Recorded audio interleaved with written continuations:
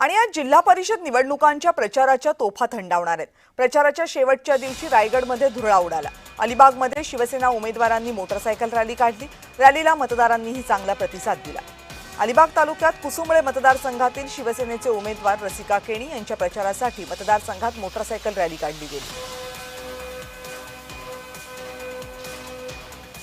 जे इतक्या वर्ष सत्ताधारी इथे होते त्यांनी मला तर वाटतं शून्य प्रकारची कामं इथे केलेली आहेत आणि त्यांना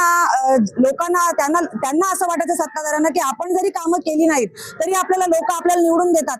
हा त्यांचा भ्रम आता या निवडणुकीला दूर होणार आहे आणि नक्कीच यावेळेला येणाऱ्या 7 तारखेला धनुष्यबाण या चिन्हावर मोठ्या प्रमाणात मतदान होऊन मोठ्या मताधिक्याने मी निवडून येणार आहे असं मला नक्कीच वाटते।